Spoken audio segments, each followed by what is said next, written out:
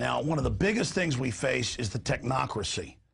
And I want to go to this report filed by Rob Jacobson and Darren McBreen that deals with Facebook. You know, the head of Facebook, whenever his users found out that he was selling their personal data, called them a bunch of dumb effers.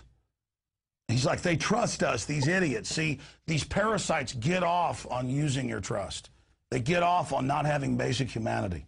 They're the people ruining our world. Google spying on people, being CIA funded, Twitter, all of them. And we're on all these systems. We use their system against them. But let's be honest about what they are. Anything the system promotes, you better bet, is parasitic. And we know they're tied in with CBS TV, with face scanning to make it popular. We know they're getting people to log in now by identifying old past friends from high school. This is super creepy, and it ties into this high-tech panopticon. I think we've titled this piece, Facebook Face Scanners. It's InfoWars Nightly News. Here is the report. Recently, as a reporter for InfoWars, I tried to log back into Facebook, and it wouldn't let me. It wanted me to identify myself not with my passcode, but by showing me obscure pictures of my friends and family.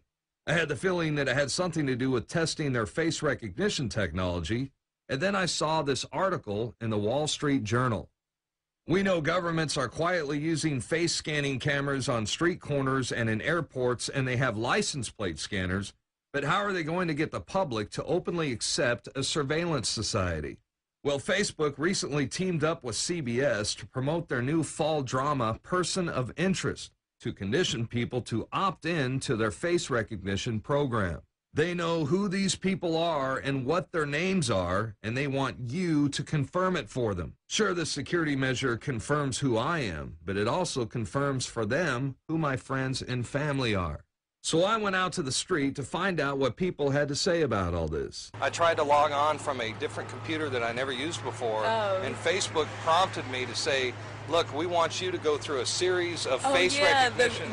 The questions and like showing you the pictures of your friends and stuff. And they want you to identify all those pictures of your friends. I guess it's just a privacy and like more of a protective measure, because I know people's accounts get hacked a lot. So maybe they're trying to actually help us out by giving us a little quiz. I think I know what you're talking about, where they show you pictures and it's like, oh, is this person, and you're supposed to confirm it. I think that's really weird. I know it's used as a tool just to make it easier to tag people, but I've never heard of it being used to get you to like get back into your page. You feel comfortable with the fact that Facebook is data mining all your personal and private information, including, you know, your friends and family's activities? I mean, I can't say that that's comfortable, but I think anything that you put up on the internet is up for public scrutiny. I'm not comfortable with that at all. Although I know they're doing it, and I wonder exactly what they're doing with all the information. The government agencies realize that it's a good way to, you know, pick up on things that they don't like, or especially illicit activities. You should, you know, keep your settings on private, and you should be careful with what you post on there. It's easier to monitor people on Facebook than it is to tap people's phones, I think, to a certain degree. Anything you put up on the public sphere, I think, is essentially public information. Just with the internet in general, we are getting more used to like our business being out there and just getting used to, I guess, our privacy diminishing a little bit. I'm just not going to be very informative on Facebook anymore.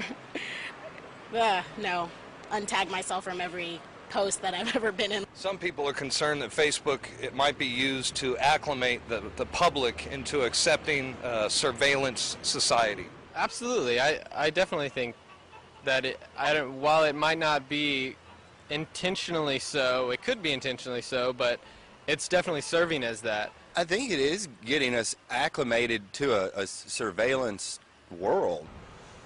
That sounds a bit 1984 and creepy. People are getting really used to sharing all kinds of information, putting everything about their entire life online. We're putting a lot of information in a public sphere, and that information is accessible to anyone. I think it's definitely acclimating people. Who knows if that could be used for good, to hold us to a higher standard, or for something else. It's really about what we do with it. I personally love Facebook, and it's just a way for me to keep in contact with my friends who live all over the world.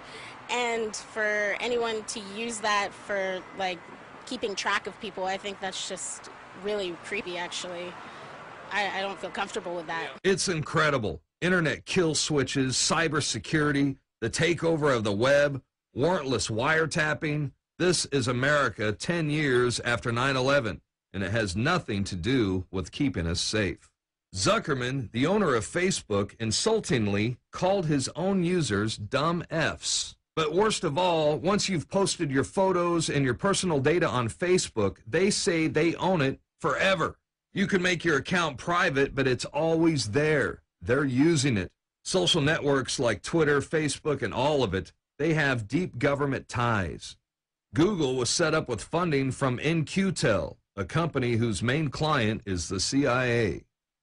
As Wayne Madsen reports, the CIA has always used the popular media of the day to push their propaganda. And today we see Facebook expanding their face recognition capabilities. I'm Darren McBreen for InfoWars Nightly News.